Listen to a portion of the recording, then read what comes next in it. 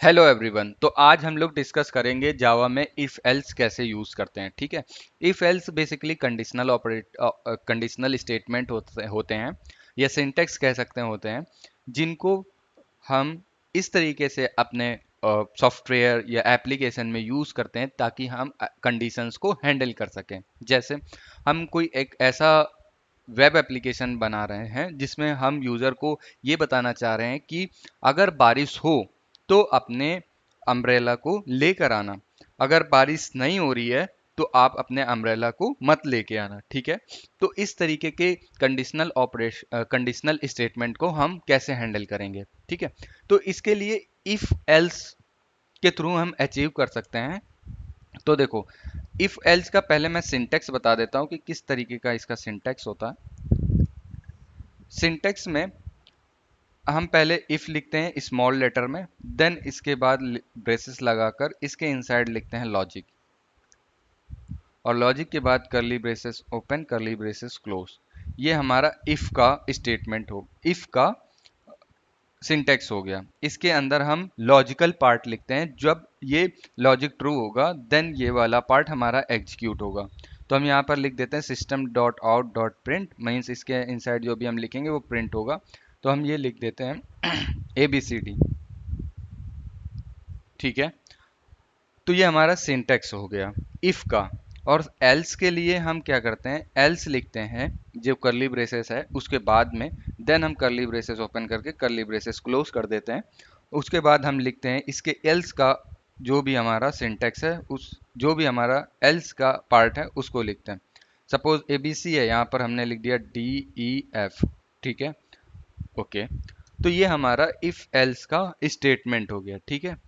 अभी ये करली ब्रेसेस यहाँ पर क्लोज हो गए, दैट्स इट। अब जैसे मैंने बताया अम्ब्रेला वाला पार्ट लिया कि bring umbrella, don't bring umbrella, if raining. ठीक है। तो अब इसी पार्ट को हम कन्वर्ट कर देंगे अपना जो भी हम मिनी एप्लीकेशन बना रहे थे उसके थ्रू। जैसे बुलियन, बुलियन लिख लिया। बुलियन मीन्स हमारा क्या हो गया, डेटा टाइप। ठीक है। अब यहाँ पर लिखेंगे is raining. Is raining means क्या होता है, it's not a like true और false value, it's only a variable name. यहाँ पर हमने मेंशन कर दिया है बारिश हो रही है तो इसकी वैल्यू हमने ट्रू मेंशन कर दी। ठीक है। अब यहाँ पर हम लॉजिक की जगह पर ये लिखेंगे इज रेनिंग।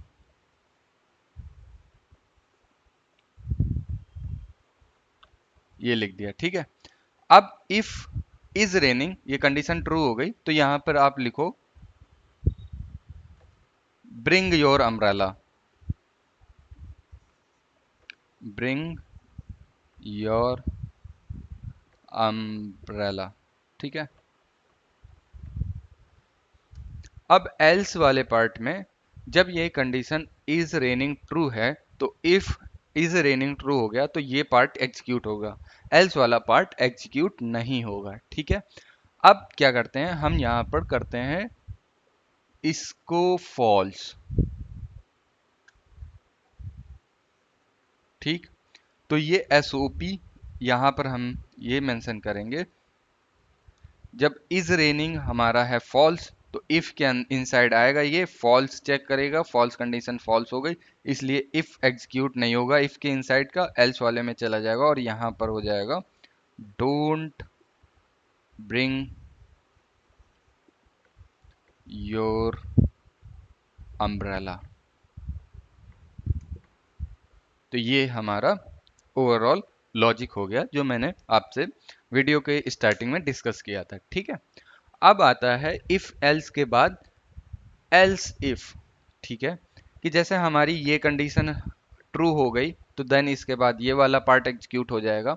अगर ये एल्स वाला कंडीशन, ये वाली कंडीशन फॉल्स हुई तो ये वाला पार्ट एग्जीक्यूट हो जाएगा। ठीक है। एग्जीक्यूट मतलब इसके अंदर जो भी लिखा है उसको हम इस जो भी लिखा है वो कंप्यूटर रीड करेगा या कंपाइलर रीड करेगा और इसका आउटपुट जनरेट करेगा। ठीक है। अब इसमें एक पार्ट और बढ़ाना पड़ेगा हमें एल्स इफ के लिए, तो इसको कर देते हैं पूरा रिमूव और उसका सिंटेक्स देखते हैं एल्स इफ के लिए। तो पहले सिंटेक्स सिंटेक्स इज इफ लिखेंगे, देन लॉजिक, लॉजिक वन, इसको कर दो close, then else if logic to,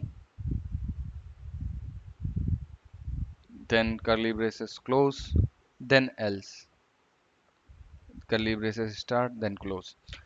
तो देखो, इफ के इनसाइड लिखा हुआ लॉजिक वन है, एल्स इफ ये सिंटेक्स है, एल्स इफ हम यूज करेंगे तो लॉजिक टू भी हमें लिखना पड़ेगा, पहली बात।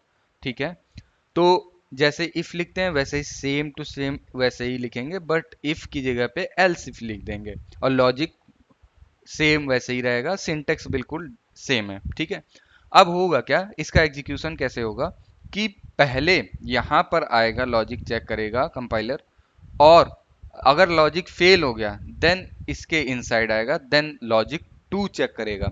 अगर लॉजिक टू ट्रू हुआ देन यहाँ पर लिखी हुई वैल्यू प्रिंट होगी। ठीक है, तो ये ओवरऑल उसका एग्जीक्यूशन है। अब अगर एक और बात करें, लॉजिक वन ट्रू हो गया तो इसके इनसाइड की वैल्यू एग्जीक्यूट हो जाएगी, नीचे का पार्ट एग्जीक्यूट नहीं होगा।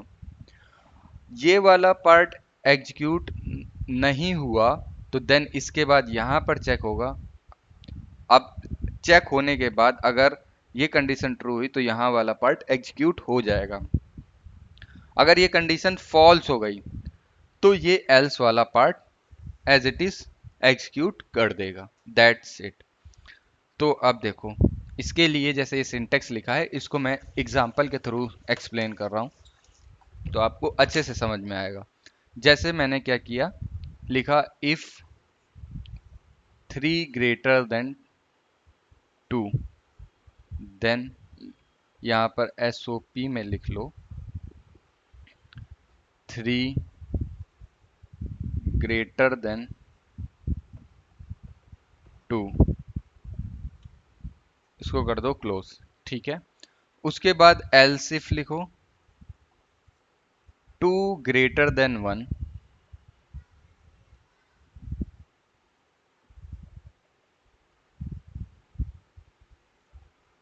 SOP, यहाँ पर ये लिख लो 2 ग्रेटर देन 1,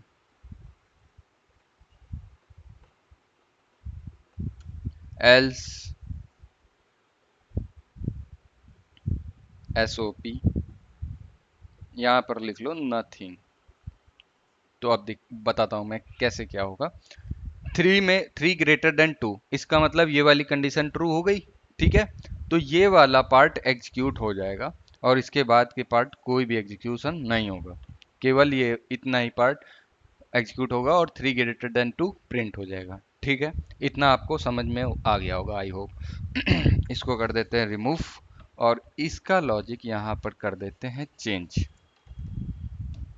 अभी मैंने लिखा था 3 ग्रेटर देन 2, लेकिन अब कर देते हैं 3 ग्रेट लेस देन 2, तो ये वाली कंडीशन हो गई फॉल्स। ठीक है, तो इसके इनसाइड नहीं आएगा और अब ये वाली कंडीशन चेक होगी 2 greater than 1 which is correct, तो ये हमारे पास आउटपुट आ जाएगा ये 2 ग्रेटर देन 1। ओके, आई होप आपको बात समझ में आ गई होगी। ठीक है, अब करते हैं इसका लॉजिक चेंज।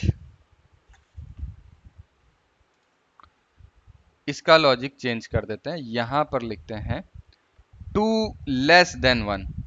अब देखो क्या होगा, शुरुआत से स्टार्ट होगा कि यहां पर जाएगा 3 लेस देन 2, कंडीशन फॉल्स, यहां पर आएगा कौन, कंपाइलर या एग्जीक्यूटर जो भी आप कह लो। तो यहां पर आने के बाद ये 2 लेस देन 1 कंडीशन हो गई फॉल्स, तो यहां से ये टर्म बाहर आ जाएगा और एल्स वाला part as it is execute हो जाएगा विच इज नथिंग। ओके, तो अब प्रिंट हो जाएगा नथिंग। ठीक है, आई होप आपको समझ में आ गया होगा। तो ये हमारा हो गया if else and else if which is here. I hope आपको समझ में आ गया होगा। ठीक है, एक पार्ट और बचा हुआ है, उसको हम डिस्कस करते हैं। Short handed else if else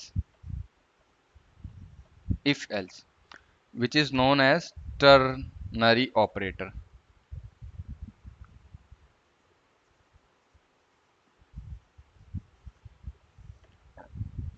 देखो टर्नरी ऑपरेटर का सिंटेक्स क्या होता है, सिंपली इसमें क्या करते हैं, पहले तो इक्वल का साइन रहता है वो लगा लेते हैं, ठीक है। देन उसके बाद हम लिखते हैं लॉजिक, अगर लॉजिक ट्रू हुआ then question mark, question mark में अगर लॉजिक ट्रू हुआ तो यहाँ ट्रू वाला पार्ट एग्जीक्यूट होता, और उसके बाद अगर लॉजिक फेल हुआ तो ये फॉल्स वाला पार्ट एग्जीक्यूट होता है। और यहाँ पर हम कुछ भी लिख सकते हैं, जैसे मैंने क्या किया, लिखा कि Boolean ans is equal to 2 greater than 1 question mark then true else false। तो होगा क्या कि पहले ये पार्ट एग्जीक्यूट होगा, true greater than 1 which is correct, correct तो ट्रू की वैल्यू ये ट्रू है, तो ट्रू यहाँ पर ans में स्टोर हो जाएगा, तो वैल्यू आ जाएगी बूलियन में, boolean ans is equal to true. अब अगर हम इसको प्रिंट करेंगे sop system dot out dot print L N then ans, तो इसका आउटपुट आ जाएगा ट्रू। आई होप समझ में आ गया होगा आपको कि किस तरीके से टर्नरी ऑपरेटर यूज होता है। टर्नरी ऑपरेटर एक बार फिर से बता देते हैं, पहले लॉजिक लिखते हैं, लॉजिक के बाद हम ये लिखते हैं ट्रू और फॉल्स वाला पार्ट, कि लॉजिक अगर ट्रू होगा तो यहाँ वाला पार्ट एग्जीक्यूट होगा, अगर लॉजिक फॉल्स हुआ तो यहाँ वाला पार्ट एग्जीक्यूट होगा, ठीक है।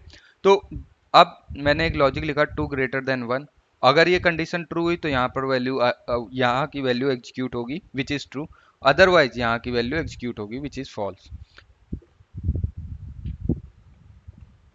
तो अभी मैंने क्या किया, बूलियन ans में स्टोर कर लिया जो भी हमारे पास रिटर्न हो रहा है, तो अभी तो रिटर्न हो रहा है ट्रू, ans में ट्रू आ जाएगा, ans equal to true, then system dot out dot print L N जो आउटपुट आ जाएगा ans इक्वल टू ट्रू।